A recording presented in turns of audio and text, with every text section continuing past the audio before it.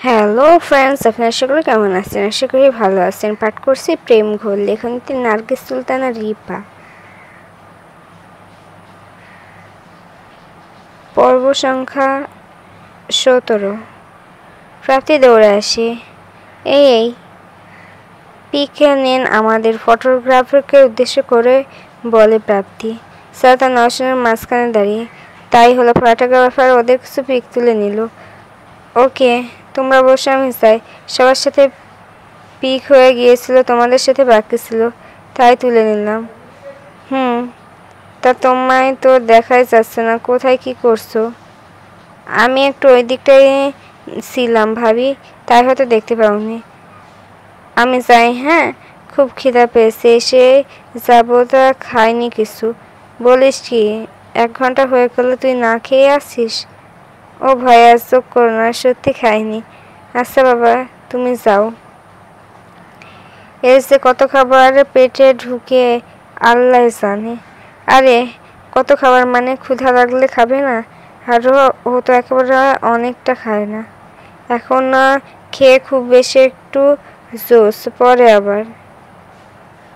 এর জন্য বেশি মোটা হচ্ছে না। খাবার পরিমাণ বেশি হলে ফুল তো শিওর। এই আবার দাগের কথা বলতে চাইছিল, বাট পারল না। সাদাতে এক বন্ধু এসে জড়িয়ে ধরলো সাদাতকে। আরে দাস, কি অবস্থা তোর? অবশেষে আমাদের ছোট বোনটাকে। আরে কি আর করার, কবে আসলি? আমি তো ভেবেছি তুই আসতে পারবি না। আর বলিস না, প্রথমে আমিও ভেবেছিলাম তোর মতো, বাট পরে ভাবলাম কাজের জন্য বিয়েটা মিস করলাম। এখন না এটাও যদি মিস করি তাহলে ঠিক জমবে না। আপনার বন্ধুর বিয়ে বলে কথা, তাই সব কাজ ফেলে চলে এলাম। আবার পরশু গোয়িং টু কলকাতা। আপনি কলকাতা থেকে আসলেন ভাইয়া? হ্যাঁ রে পুচকি। আর শোন, বন্ধু বউ বললে আমি কিন্তু তাকে ভাবি বলে ডাকছি না। আগে যেমন তুই তোকারি করতাম তেমনটাই করব। নসীন মুচকি হেসে, আপনি আমায় সেভাবে ডাকলেই আমি বেশি খুশি হব। ভাই বোন তো আমরা, তাই না? রাইট। এই নে, এটা তোর ভাইয়ের পক্ষ থেকে তোর। সুমন বলল। এ মা, আবার গহনা? আমি এত গহনা কোথায় রাখবো ভাবছি। রাকেশ মাটির হাঁড়িতে ভরে মাটি নিয়েছে। সুমন হাসলো। আপনিও না ভাইয়া? সাদাতকে আরও অনেক ফ্রেন্ডরাও এসে চায়। অনেক দিনের পরে দেখা হওয়ায় সবাই সবার সাথে আগের মতোই মেতে উঠেছে। আসলে পুরনো বন্ধুরা একসাথে হলে, কাছে পেলে যা হয় আর কি। নসীন শুধু ভাবছে ডাক্তার কথা, কি করবে এখন? সাদাতকে তো আর ডাকা যাবে না। আশেপাশে তাকাতে থাকে, বলার মতো কাউকে যদি পাওয়া যায় না। আশেপাশে না আছে সাদাতের আপু, না আছে ভাবি। নসীনের ভাবিটাও নেই, থাকলে বলা যেত, হেল্প করতো ওরা নিশ্চয়। বাট এখন কি হবে সেটা ভেবে নসীন অস্থির। না আশেপাশে কথা বলার মতো কাউকেই দেখছি না। একটু পরে সাদাতের সব বন্ধুরা আমার সাথে কথা বলতে আসলে ডাক্তার যদি ভেসে ওঠে। আল্লাহ, বাবার দাওয়াত দেওয়া গেস্টের আসার সময় হয়ে যাচ্ছে, কি হবে? মনে মনে ভাবতে লাগলো নসীন। ভাবতে ভাবতে চোখ পড়েছে মায়ের দিকে। ও মা এতক্ষণ ধরে লক্ষ্য করছে। মেয়ে যেন একটু চিন্তিত, কিছু বুঝতে পারেনি। কেন তিনি ভেবেছেন এত লোকের মাঝে সে যে একটু হয়তো আনইজি ফিল করছে। ওনার মেয়ে সেজন্য এমন দেখাচ্ছে, তার কাছে যায়নি। কিন্তু নওশীন মাকে দেখা মাত্র আর কিছু ভাবলো না, ইশারা করে নিজের কাছে আসতে বললো। যাই হোক, মাকে তো বলা যাবে, যত লজ্জা লাগুক মাকেই বলতে হবে। তা না হলে সবার সামনে মান ইজ্জত কাটা যাবে। বিশেষ করে ওর বাবার গেস্টরা কি ভাববেন। সি, তার সে মায়ের কাছে হেল্প চাওয়াটাই বেটার। মা তো আর ভাবি বাবুর মতো মজা করবে না এটা নিয়ে। মাকে বলা বেটার হবে, মনে মনে ভাবতে লাগলো নওশীন। নওশীনের মা এসে গেল। নওশীনের পাশে দাঁড়িয়ে আস্তে করে বলল, কি রে, কি হয়েছে? আস্তে করে বলেন, কারণ উনি জানেন কোনো সমস্যা ছাড়া ওনার মেয়ে এতটা ছটফট করবে না, কোনোদিন আর এভাবে ইশারা করে ডাকবে না। নওশীন মাকে উপস্থিত পেয়ে চিন্তা থেকে মুক্তি পেয়ে মুচকি হাসে। মা, একটা প্রবলেম হয়েছে আমার। নওশীন কথাটা এত আস্তে বলল যেন ওর মা ছাড়া কেউ শুনতে না পায়। নওশীনের মা নওশীনের আরও কাছে যায়। কি হয়েছে বল? নওশীন উঠে দাঁড়িয়ে মায়ের হাতটা ধরে অন্যদিকে হাঁটা শুরু করে। পাশ থেকে কেউ বলে ওঠে, কোথায় আসছেন ভাবি? নওশীন চিনে না মেয়েটাকে, তবুও বলে, একটু জাস্ট 2 মিনিট আসছি। সাদাতও এই কথাটা শুনতে পায় নওশিনের দিকে তাকায় সারাত, ভ্রু কুঁচকে জানতে চায় কী হয়েছে। নওশিন আঙুল দিয়ে ইশারা করে, 2 মিনিট আসছি, তেমন কিছু হয়নি। নওশিন ওর মাকে নিয়ে ওয়াশরুমের দিকে চলে যায়। কী হয়েছে, ওয়াশরুমে যাবি? না মা। তাহলে আর মুখটা এমন করে রেখেছিস কেন? নওশিন মাথা তুলে ওর মায়ের দিকে তাকায়, কথাটা কীভাবে বলবে বুঝতে পারছে না। মা হোক, তবুও তো কেমন লজ্জার কথা, ভাবতে কেমন একটা লাগছে মেয়েটার। নওশিন কিছু না বলে গলার যে জায়গাটায় দাগ সেই জায়গাটায় হাত দেয়। মা, লুক অ্যাট মি। নওশিনের মা খেয়াল করে জায়গাটায় নওশিনের আলাদা কিছু লাগিয়েছে, সেটা উঠে গেছে অনেকটা। তাই উনি হাতে থাকা নর্মালটা দিয়ে জায়গাটা একটু মুছে দেয়। মুছে দিতে দাগটা আবার কালো স্পষ্ট বোঝা গেল। নওশিনের মায়ের আর বুঝতে বাকি রইল না কিসের দাগ এটা, আর ওনার মেয়ে কেন এত চিন্তা করছিল। মেয়ের কান্না দেখে মুচকি হেসে ফেললেন রেহেনা বেগম। মা, নওশিনের মায়ের হাসিমুখ দেখে লজ্জা পেয়ে যায়। ও বুঝতে পারে ওর মা সব বুঝে গেছে। রেহেনা বেগম হাসি থামায়। বোকা মেয়ে, ঠিক করে আসবি না? এভাবে কোনো অনুষ্ঠানে আসে? মা, আমি যেটা জানি সেটা করেছি, এবার জানতাম এটা 1 ঘন্টাখানেক থাকবে, তাই তোমাকে ডাকলাম। মাথা নিচু করে মাকে কথাটা বলে নওশিন। হয়েছে বোকা মেয়ে, আর বড় হবি কবে তুই? আর একটা গহনা পরলে আসলে তো ঢেকে যেত স্পটটা, বলে নিজের গলার হারটা খুলে মেয়ের গলায় একটু উপরের দিকে পরিয়ে দেয়। দেখি ঠিক করে লাগাতে দে। ওহ, আবার আর একটা গহনা? এমনি তো দাঁড়াতে পারছি না, এত কিছু নেই, তুমি আবার কি পরাচ্ছ? চুপ কর গাধি। কেমন সেন্স থাকলে নিচের থেকে বড় পরে আসছি, হাবি জাবি লাগতে যেতিস না। হাড়টা ভালোভাবে সেট করে দেন। এবার দাগটা দেখা যাচ্ছে না। নে, এবার ঠিক আছে। মা, এখন আবার হাসছো কেন তুমি? ওকে হাসবো না, যা। এখন না হলে সবাই অন্য কিছু ভাববে। চলো। রেহানা বেগম মেয়ের কপালে আলতো করে চুমু আঁকেন। দয়া করে সারা জীবন এভাবে স্বামীর সোহাগে ভরে থাকুক আমার মেয়েটা। নওশিনা আরও লজ্জায় পড়ে যায়। মা, জড়িয়ে ধরে নওশিন ওর মাকে। আচ্ছা চলো। নওশিনকে নিজের জায়গায় বসিয়ে দিয়ে রেহানা বেগম নওশিনের শাশুড়ির কাছে গিয়ে গল্প গুজব করতে থাকেন। এদিকে সব গেস্টরা আসতে শুরু করে। সারাত অনেকক্ষণ হয়ে গেল ব্যস্ত হয়ে পড়েছে সবার সাথে কথা বলতে। নওশিন একটু বোর ফিল হচ্ছিল সারাতকে ছাড়া। সারাতের বাবা ডাকে সারাত আবার নওশিনের পাশে বসে, আর ওর ফ্রেন্ডরা সেকেন্ডস নিতে থাকে। এবার নওশিন একটু শান্তি পায়। সারাতের বাবা ওনার বন্ধুদের নিজের ছোট ছেলে আর বউকে পরিচয় করিয়ে দেয়। রাত 9টা বেজে গেছে প্রায়। সকলে ডিনারের জন্য অ্যানাউন্স করেন সারাদের কাকা।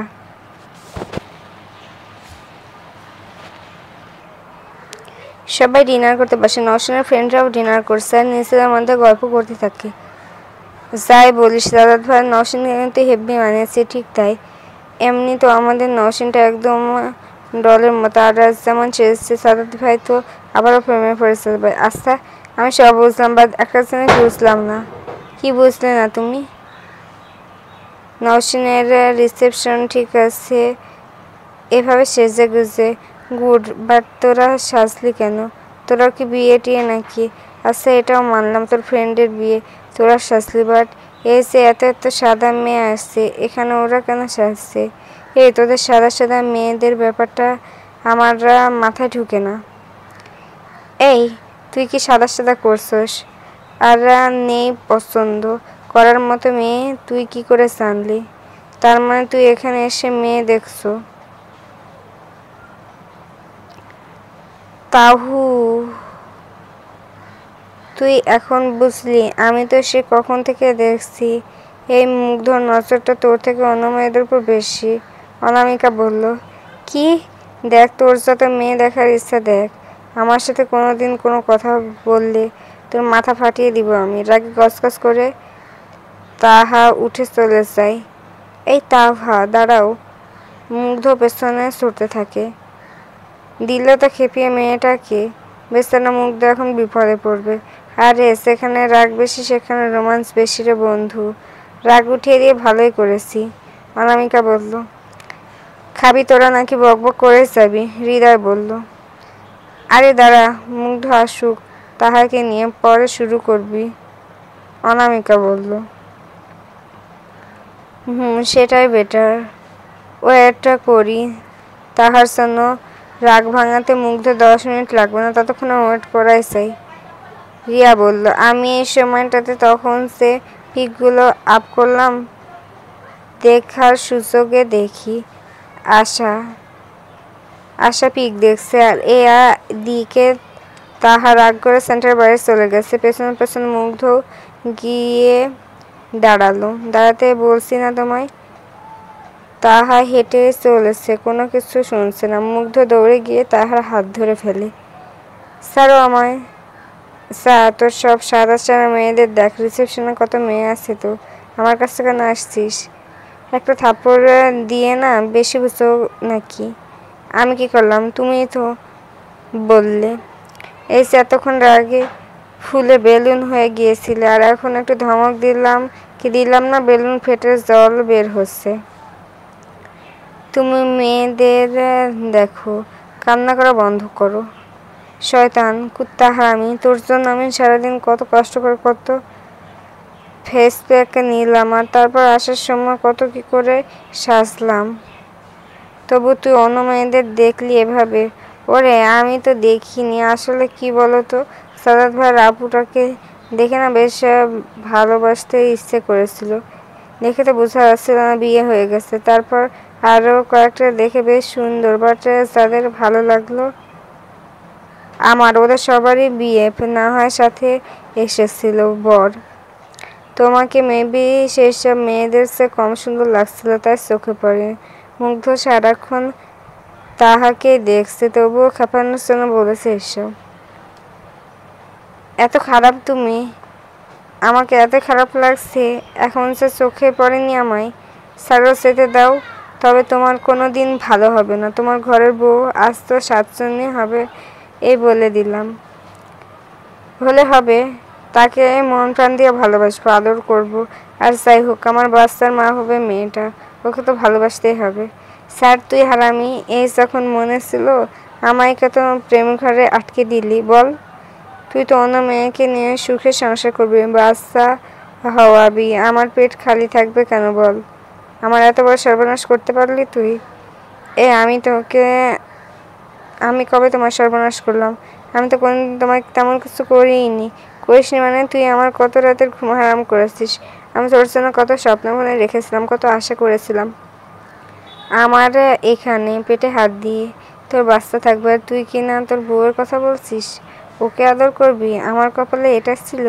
নসীন কত ভাগ্যবান, যাকে ভালোবেসে ওর বাচ্চার মা হতে হবে, আর আমি যাকে স্বপ্ন দিয়ে ভালোবাসলাম তার বাচ্চার মা হওয়ার কিনা অন্য মেয়ের।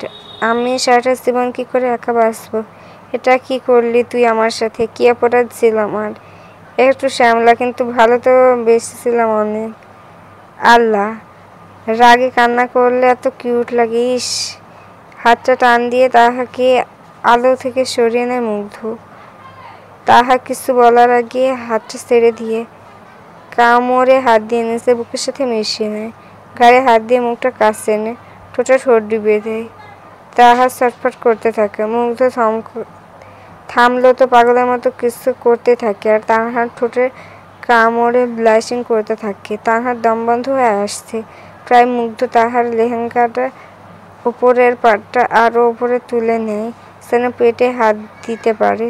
তাহা আরও ছটফট করতে থাকে। মুগ্ধ কোমর থেকে পেটের দিকে ব্লাশিং করতে থাকে। নাভিতে আলতো করে শুয়ে দিচ্ছে, ঠোঁট চুষে নিচ্ছে। তাহার ছটফটানো কমে গেছে একদম। এতক্ষণে মুগ্ধকে সরানোর জন্য অনেক চেষ্টা করেও ব্যর্থ হয়। মুগ্ধের আদরে হারিয়ে গেছে এক মুহূর্তে। শিউরে ওঠে মুগ্ধের ছোঁয়ায়, আঁকড়ে ধরে মুগ্ধের শার্ট, মুগ্ধর ঠোঁট সরিয়ে নেয়, গালে গলায় কিস করতে থাকে। তাহার শ্বাস এতটাই দ্রুত হয়ে গেছে, মুগ্ধ আরও উত্তেজিত হয়ে যায়। তাহার ঘাড়ে নাক ডুবিয়ে দেয় ইচ্ছে করে। তাহার ঘাড়ে নিচের খোঁচা খোঁচা দাড়ি চড়ে চড়ে ঘষতে থাকে। তাহার সব রাগ কোথায় উবে যায়, হারিয়ে গেল কোথায় সে নিজেই। মুগ্ধ তাহার ঘাড়ে আরও খোঁচা দিতে থাকে। লাগছে, অস্পষ্ট বলে তালহা। মুগ্ধ এবার তাহার গালে দাড়ি ঘষে দেয়। আবার তালহা অস্পষ্ট স্বর, তালহা উপরে না। শক্ত করে জড়িয়ে ধরে মুগ্ধকে, মুগ্ধ জড়িয়ে নেয় খুব শক্ত করে, এতটাই কাছে দুজনে একসাথে পরিমাণ ফাঁকা নেই। দুজনের বুকের স্পন্দন, দুজন এককভাবে জড়িয়ে আছে। আরও গাড়ি পার্কিংয়ের শব্দে ঘোর কাটে তাহার। মুগ্ধকে ছেড়ে দিয়ে সোজা হয়ে দাঁড়াতে চাইবার পারল না, কারণ মুগ্ধ এখনো তাহাকে ডুবে আছে। তাহা হালকা করে ধাক্কা দেয় মুগ্ধকে সরে যাওয়ার জন্য। তাহাও সরে যেতে ইচ্ছে করছে না। সারা জীবন এভাবে আটকে থাকতে ইচ্ছে করছে ওর, কিন্তু সে অন্য কারো রিসেপশনে এসেছে। কি হলো, ছাড়ো না। মুগ্ধ আরো শক্ত করে জড়িয়ে ধরে চুলের গন্ধ নিতে শুরু করে। কিভাবে ছাড়ানো যায় ওকে? একটু পরেই তো গেস্টরা বেরোতে শুরু করবে। উপায় না পেয়ে সিমটি কাটা মুগ্ধর হাতে। সরো, ছাড়ো এবার। মেয়ে মানুষের নখ, সিমটি কি কম জোরে লেগেছে নাকি? আর তাহা ইচ্ছে করে আরো জোরে দিয়েছে। মুগ্ধ এবার ছাড়তে বাধ্য হয়। ইস, কি হলো এটা? যা হওয়ার তাই হলো। কখন থেকে ছাড়তে বলছি? কথা কানে চায় না? না, চায় না। পেটটা নাকি খালি থাকবে? দিব পেটে কিছু, চোখ টিপ দিয়ে। কামড়ে হাত দিয়ে আবারও কাছে নেই। একদৃষ্টিতে চেয়ে আছে তানহার মুখের দিকে। তাহা মুগ্ধের চোখে আর চোখ রাখতে পারছে না, লজ্জায় রাঙা হয়ে। একদম নিচের দিকে তাকিয়ে, ইস, কি হচ্ছে? ছাড়ো, কেউ এসে যাবে। এদিকে কেউ আসবে না। আসবে না, করবো কিছু? পেট খালি থাকবে বলে তো অনেক কান্নাকাটি করলে একটু আগে। আমার কোনো প্রবলেম নেই, দিয়ে দিতে পারি আমি। পেট মেবি আর খালি থাকবে না। রাজি মুচকি এসে তাহার লজ্জায় মাটির সাথে মিশে যাচ্ছে যেন। প্লিজ ছাড়ো। কেন? যাকে ভালোবাসে তাদের বাচ্চা চাই তো তোমার। আমিও তো ভালোবাসি, ভালোবেসেই করে দিই শুভ কাজটা। তাহাকে লজ্জায় ফেলবার ছেলেটার রাগ কিভাবে থাকে সেটাই দেখবে। সি মুগ্ধ, কি বলছে এসব? তাহার চোখ বন্ধ করে ফেলছে অনেক আগে, খুলতে পারছে না লজ্জায়। কি সব বলছে মুগ্ধ? ও, আমি কি বলছি? সি, তাই না? আর তুমি যে বলেছিলে? আমি তো তোমার স্বপ্নগুলোর কথা বলছি শুধু। আমি তো স্বপ্ন পূরণ করার কথাই বললাম। এখন তো না, বিয়ের পরের স্বপ্ন এটা। আমি তো কি? অন্য মেয়ের পেটে বাচ্চা দেওয়ার কথা বললা। তোমার বউকে আদর করবে, ভালোবাসবে, তোমার বাচ্চাও নাকি ওর পেটে থাকবে। স্যার, সত্যি তাই বলছি। কি? এখন কাঁদলে না, এই হোটেলের কোনো একটা রুমে তালা দিয়ে রেখে যাবো, সারা রাত আটকে থাকবা। তো কি বলো তুমি? তো তোমার কি এখনো বাচ্চার মা হওয়ার শখ নাকি? এখন কি করে হব? আমি করে দিব। এই না, বিয়ের পর। তো বিয়ের পর সে করছো খালি। তাহলে আমি বউয়ের পেটে বাচ্চা দিব বললাম, তাতে রাগ আর কান্নার কোনো মানে আছে নাকি? বিয়ের পর তো আপনি আমার বউই হবেন। তো আমি আমার বউকে বাচ্চা দিব তখন। নসীন চোখ খুলে অট্ট হাসি দেয় নসীনের দিকে তাকিয়ে। তার মানে তুমি আমার কথা বলছিলে? এটা বুঝতে এত সময় লাগে? আল্লাহ, সারা জীবন সবকিছু এভাবে বুঝতে হবে?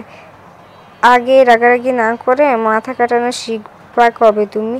সারা জীবনও শিখবো না। আমি কিন্তু প্রথমে এই কথাটার জন্য রাগ করিনি। তুমি অন্য মেয়েকে দেখেছো তাই রাগ করেছিলাম, বাট পরে এ কথা আরো বেশি। অন্য মেয়ে দেখেছি তো, বলছি তো, সামনে থাকলে দেখবো না, চোখ বন্ধ করে রাখবো নাকি? আর আমি ইচ্ছে করে জোড়াচোড়া করে দেখেছি। কেমন করে বউকে কি করে একটু দেখছিলাম, বাট একা কোনো মেয়ের দিকে ইচ্ছে করে দেইনি, কারণ আমার তাহা বুড়ি যে আমার নয়নে আটকে রেখেছিল। তাদের দেখেছি ওরা জাস্ট চোখে পড়েছিল, কারণ আমি তো চোখ বন্ধ করে রাখতে পারবো না। কিন্তু তোমার দিকে শুধু চোখ পড়েনি, অনুভবে আটকে নিয়েছিলাম তোমাকে। তাহলে কেন শুধু শুধু রাগাও আমায়? আমি কোথায় রাগলাম? নিশ্চয়ই তো অনামিকার কথা শুনে রেগে গেলে, পরে কান্না শুরু। জোশ লাগে আমার তোমার রাগি চোখে কান্না দেখলে। খুব আদর করে ভুলিয়ে দিতে ইচ্ছে হয়, তা আমি আরও বেশি রাগিয়ে দিলাম যেন সেই লোকটা দেখে পাগল হয়ে যায় আর আদর করতে পারি। ও, এই কথা। চালাক খুব, তাই না? চালাক তুমি। হুম চালাক, তুমি তো বোকা। তাই হয়েছে হয়েছে, চলো এবার ক্ষুধা লাগছে। কত কিছু দিলাম তবুও খাবা এখন? হুম, এগুলোতে পেট ভরেনি। মন ভরেছে, এখন বন্ধু রিসেপশনে খেয়ে পেট ভরাবো। আমি শিওর সব কটা ওয়েট করছে আমাদের জন্য। ওকে ম্যাম, চলুন। দাঁড়াও একটু ঠিকঠাক হও, কী করলাম এতক্ষণ? এমন লাল হয়ে ভেতরে গেলে লজ্জায় পড়েছে যাবো। লেহেঙ্গাটা ঠিক করে একটু উঠে গেছে, একটু মুখটা মুছো। ওয়াটার প্যাক দিয়েছিলাম তো ব্যাগে, মুখটা তো লাল একদম। ইহি, তাড়াতাড়ি করে সব ঠিক করে নেই তাহা বাচ্চালে। বাচ্চাতেই তো হবে। আমি এসে মরবো। ধ্যাত, চলো তো দুজনে ভেতরে চলে যাই। আরে শেষ হলো রাগ অভিমান তোদের? কি বলে মেয়ে, রাগ নয় বলে রোমান্স। সব ফ্রেন্ডরা হেসে উড়িয়ে দিচ্ছে একদম।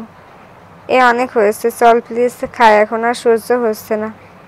এত ভালো খাবার সামনে নিয়ে আর বসে থাকতে পারছে না। সবাই ডিনার শুরু করে। আর অপরদিকে সারাত নওশিন বসে থেকে ক্লান্ত, বিশেষ করে নওশিন। মা নওশিনের মুখটা দেখে শুকিয়ে গেছে একদম, ওর খারাপ লাগছে খুব। মেবি বাট বলছে না, আমি ওদেরকে ডিনার করতে নিতে বলি। গেস্টরা তো সব চলে যাচ্ছে। বাবা তুমি কাকা তো আসো, বাকিদের বিদায় জানাও, সারাতের ভাবি বলল। শুকিবে না মুখ?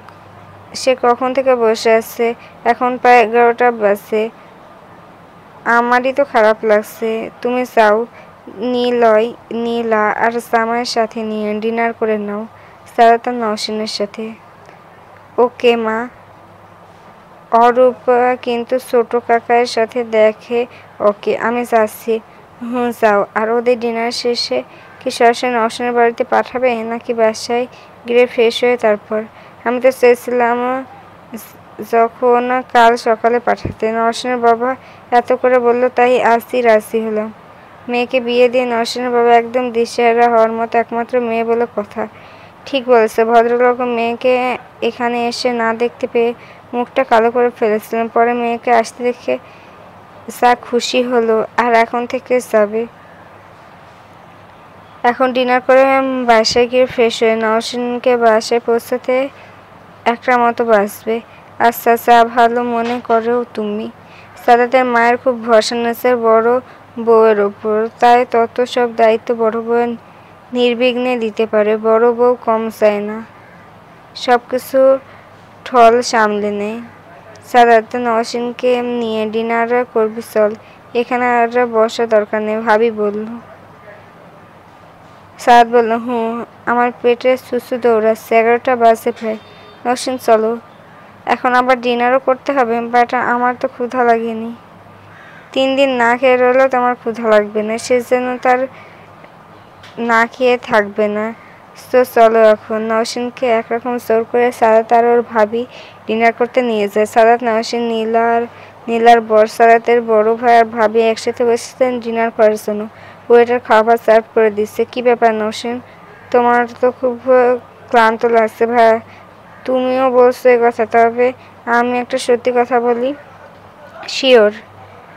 আমার এতক্ষণ বসে থাকতে থাকতে কোমরটা ব্যথা হয়েছে, তার সাথে মেরুদণ্ড ব্যথা করছে। হা হা হা। দাদা ভাই তুমি হাসছো? সাদাত তো দাঁড়িয়ে তো এদিক ওদিক যাচ্ছিল, গল্প করছিল। আমি সে কখন থেকে বসে, কান্না এসে গিয়েছিল প্রায়। সেটাই কি স্বাভাবিক না? এতক্ষণ ধরে রিসেপশন হয় নাকি? বাবার আর কাকার যে কিনা এত লোক দাওয়াত করে মানুষ, অফিসের পিয়নের মেয়ে আর মেয়ের জামাই আসছে, ব্যবসার সব লোক তো আছে। আরে আমি তো বিরক্ত লাগছে। আর নওশিন সে ভারী ভারী গহনা আর শাড়ি পরে ঠায় বসেছিল, কান্না সেটা নর্মাল। আসলে নওশিন আসছে প্যারাটা বেশি হয়ে গেল। নো টেনশন, সব যে ভালো ভালো শেষ তাতেই আলহামদুলিল্লাহ। এরপর তো আর প্যারা পড়তে হবে না। ডিনারটা করে ওদের পাঠিয়ে দিচ্ছি ওই বাড়িতে। সেখানে গিয়ে ফ্রেশ হয়ে লম্বা একটা ঘুম দিলে সব ঠিক হয়ে যাবে। বুঝলে নওশিন? হ্যাঁ, তাই করা হবে। ডিনারের পরে রওনা দেব। গাড়ি রেডি আছে তোদেরটা। কাকি বাসায় গেলে আবার ড্রাইভার দিয়ে গেছে গাড়ি। আমি ড্রাইভারকে ডিনার করিয়ে বিদায় দিয়েছি, যেহেতু সাদাতই ড্রাইভ করে। এখন থেকে যাব নাকি? আর বাসায় গিয়ে কি করবি? লেট হবে বাসায় গেলে। তার চেয়ে শেষে ওই বাড়িতে চলে যাবি। বাট আমি তো দরকার কিছু আনিনি। ওই বাড়িতে ব্যবহার করব কি? তোর সে চিন্তা করতে হয়। আমি ব্যাগ রেডি করে রেখেছি। তোরা চাচা লাগে সব দেওয়া আছে। তোর গাড়িতেই ব্যাগ রাখা। ভাবি তুমি আসলেই পারো। এত কিছু মাছের সাদার ব্যাগ গুছিয়ে আনতে ভুলিনি। আমি তো জানতাম বাবা কোনো অনুষ্ঠানে কি কম লোকে আসে নাকি? জানা ছিল আমার এত লোক আসবে, তাই সময়টাও বেশি লাগবে। তা আগে থেকে সব রেডি করে রেখেছি। সবার সামনে খাবার দেওয়া হয়ে গেছে এতক্ষণে। এরপর আমরা বাসায় যাব। তাহলে বাসায় গিয়ে খেয়ে নেব। তাহলেই তো হয়, তাই না? কি পাগল তুই? এখান থেকে না খেয়ে যাবি নাকি? এখন খাবারে বাসায় গিয়ে আবার খেয়ে নিস। এখানে খেয়ে আবার বাসায় কীভাবে সম্ভব? আসলে আমার না এই হাই ফুড খেতে একদম ভালো লাগে না। তাই বললাম যদি বাসায় গিয়ে একটু সাদা ভাত খেয়ে নিই তবে খুব ভালো লাগবে আমার। কি বলিস তুই? নিচের রিসেপশনের খাবার না খেয়ে বাসায় গিয়ে সাদা ভাত খাবি? এটা যদি মা শুনে রাগ করবে। তাড়াতাড়ি আমরা সবাই তোর সাথে খেতে বসলাম। অন্তত আমাদের জন্য খা। চুপচাপ খাবারটা খাও। সবার কথা শুনে নওশীন এক প্রকার অনিচ্ছা সত্ত্বেও এক চামচের জর্দা মুখে তুলে আর সবাই খাওয়া শুরু করেছে। এক চামচ মুখে দিয়ে নওশীন বাটার পাশে সাদাত বসেছে বিপ নিয়ে। সেটার ঘ্রাণ যেন নওশীনের ভেতরে ঢুকে গেছে। তাই তো এক চামচ জর্দা মুখে নিয়ে বিষম খায়। জোর করে খেলে যা হয় আর কি। নওশীন কাশতে শুরু করে। এই কি হলো? সাদাত পানি দে ওকে। সাদাত হাতের গ্লাসে দিয়ে পানি দিয়ে কোনো রকম জর্দা গিলে ফেলে। আমি পারবো না আর। সাদাত বিপ খাচ্ছে। কেমন একটা গন্ধ আসছে। সে গন্ধ আমার খাবারের সাথে মিশে গেছে। সেই জন্য আমি বিষম খেলাম। এখন আর ঢুকবে না খাবার আমার ভেতরে। আল্লাহ, সাদাতের প্লেটে গরুর গন্ধ ওর খাবারে গেছে কি কথা? এর চেয়ে ভালো করে তো অরূপ খেতে পারে। সাদাত এত কথার কি দরকার আছে? চোখ দিয়ে কিছু মেন করেন। সাদাত বুঝতে পারে সেটা। আরে ঠিক বলছো দাদা ভাই, কোনো কথা দরকার না। কথাটা বলে বাম হাতে নওশীনের মুখে চেপে নিচের চামচটা সাইডে রাখে আর ইচ্ছা করে ওর প্লেট থেকে পোলাও আর গরুর তেহেরি নিয়ে নওশীনকে খাইয়ে দেয়। নওশীন ফেলে দেওয়ার চেষ্টা করে, পারে না। সাদাত যেভাবে গাল চেপে ধরেছে খাবারগুলো ছাড়া গেলা ছাড়া আর কোনো উপায় নেই। তা বাধ্য হয়ে খাবারটা গিলে নেয় নওশীন। এখানে শেষ নয়। সাদাত মুখ চেপে রেখে একইভাবে 7-8 বার নওশীনের মুখে খাবার দেয়। গিলতে বাধ্য নওশীন। নওশীনের চোখ দিয়ে পানি বের হয়ে গেছে, গায়ে কাটা দিয়েছে। সে সাদাত আবার খাবার দিতে যাবে, হাত দিয়ে পানি ইশারা করে। আরে সাদাত থাম, আটকে যাবে। খাবার পানি দে ওকে। সাদাত মুখটা ছেড়ে দিয়ে পানি এগিয়ে দেয়। নওশীন গ্লাস হাতে নিয়ে এক ঢোকে পুরো পানি খেয়ে নেয়। আবার আরেক গ্লাস নিয়ে গপ গপ করে পানি খায়। বেচারির বমি আসছে, তাই এভাবে পানি খাচ্ছে। একবার ওর বাবা কোরবানি ঈদে এমন জোর করে গরুর গোশত খাইয়ে দিয়েছিল। তারপর বমি করতে করতে বিপ তো বের হয়ে গিয়েলো, সাথে পেটের বাকি খাবারও। বাট এখানে বমি করে দিলে সবার ডিনারটা নষ্ট হয়ে যাবে। তাই পানি খেয়ে কন্ট্রোল করার চেষ্টা করছে। আড়াই গ্লাস পানি খেয়েও নওশীন পাশে বসে সবাই সাদাতের খাওয়ানোর স্টাইল আর নওশীনের অবস্থা দেখে হাসতে হাসতে শেষ। নওশীন সাদাতের দিকে তাকিয়ে সাদাত কিছু হয়নি এমন একটা ভাব নিয়ে হাতে চামচ তুলে নিয়ে আবার খেতে শুরু করে। সাদাত, তুমি এত খারাপ। আর কোনোদিন আমার পাশে খেতে বসবে না। আমি তোমার পাশে। আমার চোখ দিয়ে পানি বের হয়ে গেছে একদম। গলায় কাটা দিচ্ছে। তুমি জানো না বিফ খাই না আমি? দিলে যখন পাশেটা মাটন আর চিকেনের ছিল, বিফটাই দিলে। তোমার সাথে আমি আর কোনো দিন খেতে বসবো না, জীবনেও না। আজ তো খারাপ তুমি। সবাই হাসতে হাসতে শেষ পুরো। পাশে দাঁড়িয়ে থাকা ওয়েটার না হেসে পারছে না। তোমার বসার দরকার নেই, আমি বসে যাব। আল্লাহ, এভাবে মানুষে গাল চেপে ধরে কেউ খায়? গালে ব্যথা করতেছে। এভাবে মুখে পুরো গরুর মাংস বাছুরকেও মেডিসিন খাওয়ানো হয়। কোনো মানুষ আরেকটা মানুষকে এভাবে খাওয়ায় না। তার মানে তুমি কি? সেটা বললে আবার খারাপ দেখায়। শ্বশুরকে বলা হয়ে যাবে, তাই বললাম না। এখন চুপচাপ বসে আমার খাওয়া দেখো, কথা বলো না। আমার খেতে প্রবলেম হবে কথা বললে। খাও খাও, রাক্ষস একটা। কথাটা বলে নওশিন পাশে থাকা এক বাটি মাটন সালাদের প্লেটে ঢেলে দেয়। নাও এটাও খাও, বিফ উইথ মাটন, খুব টেস্টি। হাসিতে মেতে ওঠে নওশিন। এই মেয়েটার রাগ না একদম অন্যরকম, এভাবে জোর করে খাওয়ালে রাগে ফুলে যেত। বাট হাসতে হাসতে সালাদের প্লেটে মাটন দিয়ে দেয়। সালাদে কম চায় না, সব একটা একটা করে খেতে থাকে। আহ, দারুণ খেতে। মাটনটা তুলে দেওয়ার জন্য ধন্যবাদ। রাক্ষস, খাও তুমি। নওশিনের মুখের সামনে এক চামচ পোলাও তুলে দেয় আর সাদাত, আর একটু খেয়ে দেখো। এবার মাটন দেওয়া। সাদাত মুখ সরিয়ে নেয় নওশিন। এমন করলে উঠে যাবো কিন্তু আমি। সাদাত থামে বা তাড়াতাড়ি শেষ কর, তুই বস এখানে, কোথাও যেতে হবে না তোর। ওকে, আমি খাই। আমি উঠলাম, আমার হয়ে গেছে। ওই দিকে অপরূপকে একটু খেয়াল করো, ছোট কাকার কাছে আছে মনে হয়। ঠিক আছে, দেখা যাবে। তারপর আমাকে ভেতরে পাবে না, আমি পার্কিংয়ের দিকে যাচ্ছি, পরে আসছি আবার ভেতরে। কেন পার্কিংয়ে কেন? গাড়িতে সবগুলোই রাখা, ড্রাইভার তো আছে, আমি তো শুধু সালাদের ড্রাইভারকে ছেড়ে দিলাম। না, সবগুলো নাই। একটা প্রাপ্তি নিয়ে গেল বাসায়, দেখি ড্রাইভার আনলে কিনা সেটা। আনলে তুমি আর অরূপ চলে যাও বাসায়, তাই দেখে আসি। ও মা, সে কি, প্রাপ্তি বাসায় চলে গেল কেন? দেখাই তো করলেন আমার সাথে যাওয়ার সময়। আমি বাইরের দিকে গেলাম তো দেখি গাড়ি একা একা বসেছে, মুখটা শুকনো লাগছে। জানতে চাইলে বলে দাদা ভাই আমার মাথা ব্যথা করছে, তাই বাইরে এসে বসেছি। ভেতরে তো অনেক লোক, সাউন্ড অনেক। তারপরে ড্রাইভারকে বললাম ওকে ছেড়ে দিয়ে আসতে। ও হ্যাঁ, মাথা ব্যথা কেন হলো আবার? হবে না কেন? কালো গ্লাস পরেনি, আজও পরেনি। কাকি কতবার বললো চশমা পরে, বাট শুনলো না। তাই নিশ্চয়ই মাথা ব্যথা হয়েছে। কবে সে বড় হবে গাধীটা। সবাই খাওয়া শেষ করে বাসার যাওয়ার জন্য বের হয়। গেস্টরা সব চলে গেছে। নওশিন আর সাদাত গাড়িতে উঠিয়ে দিয়ে তারপর সবাই অন্য দুটো গাড়িতে উঠেছে। সাবধানে চালাস গাড়ি, সাদাতের মা। বাই বাই টেডি বেয়ার, অপরূপ নওশিনকে বলল। বাই সোনা। আচ্ছা, আমি ছাড়লাম গাড়ি তাহলে, নাকি?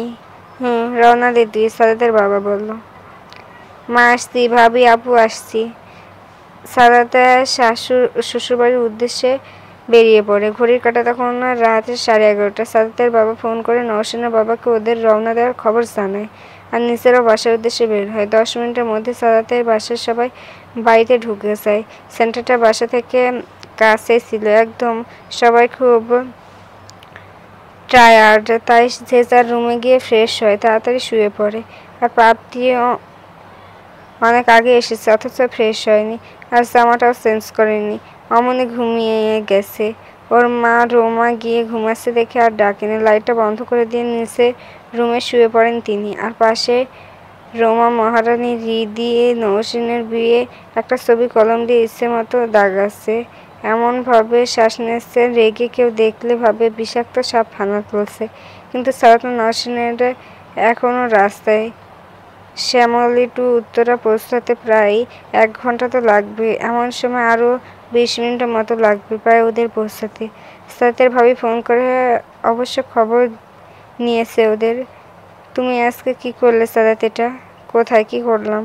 কি খারাপ তুমি? আমার তো এখনো পেটে উল্টো পাল্টা করতেছে এ বাজে খাবারগুলো।